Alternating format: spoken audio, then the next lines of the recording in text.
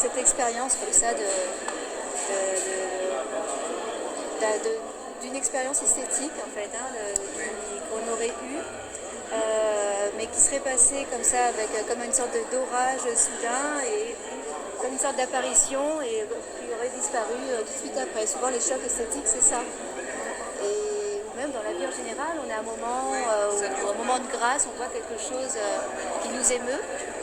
C'est comme on est des êtres voilà, en devenir, soumis à la temporalité, eh bien, on a une frustration face à ce qui est perdu. Et du coup, peut-être que quand on est artiste, une fois qu'on prend acte de cette absence qui est vraiment dure, difficile finalement, qui est frustrante, eh bien, comment retrouver quelque chose du beau, voilà,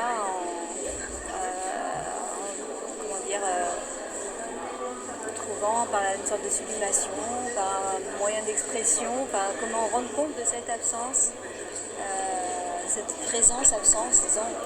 Donc, jouer beaucoup sur les regards. Le premier regard qu'on a, on est obligé de se retirer pour voir autre chose. Oui. Après, c'est faire différents moyens plastiques qui amplifient ça, parce que c'est vrai que moi, dans ma peinture, souvent, on me dit il y a comme un bouger, il y a un côté fragmenté, et en fait, moi, je ne fais pas exprès, parce que c'est ma façon de vivre la peinture, c'est un phénomène corporel, en fait. Donc, Et alors, et cette toile qui est sur la vue de l'habitation, elle est surprenante. Oui. Ça, c'est un thème sur lequel j'ai travaillé plusieurs fois. C'est un souvenir d'enfance aussi. Je me couche sur le monde. En fait, Parce que vous avez vécu en enfance avec disons ces contes de il y a, Gulliver. voilà, complètement. C'est vrai qu'on est tous, c'est notre histoire commune en même temps. Mais moi, je suis beaucoup sur les inversions de proportions. Et justement, ce monde qui nous échappe, qu'on risque de perdre, peut-être qu'en le rendant en miniature, on peut mieux le protéger.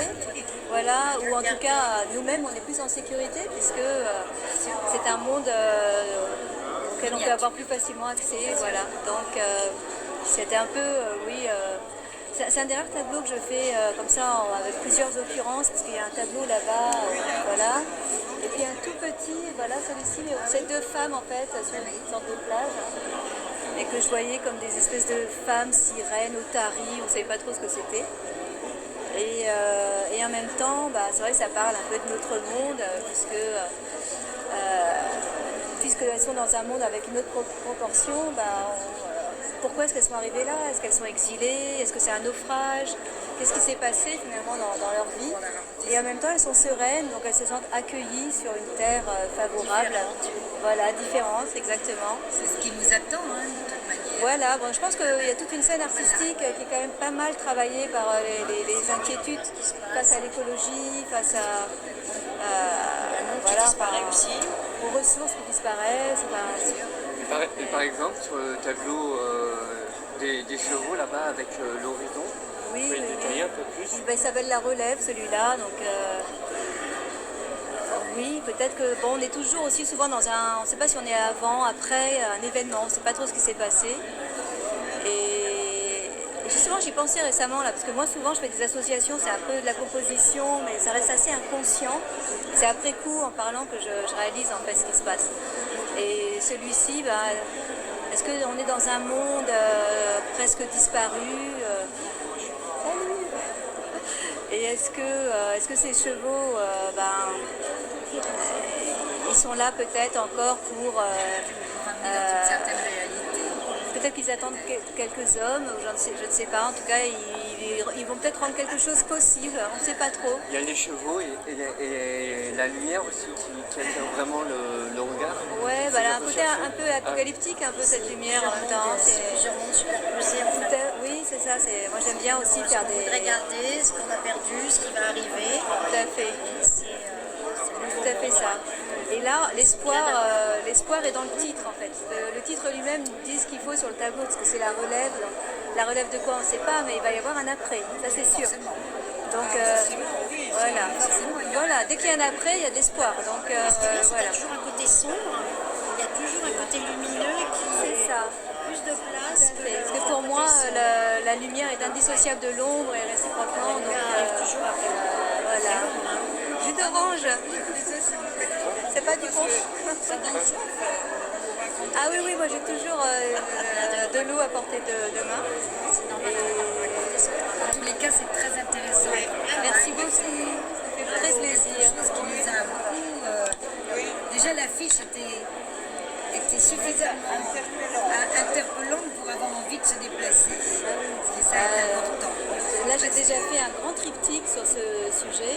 Oui. Et en ce moment, j'ai une commande. Je suis en train de faire un autre grand triptyque sur le même sujet. Mais bien sûr, c'est différent à chaque fois. Bien sûr, bien sûr. Et vous habitez Perpignan? Non, je suis à Paris. Ah, encore une Voilà. Oui, j'ai de la famille. Écoutez, c'est marrant parce que j'ai de la famille là à Perpignan. Ouais.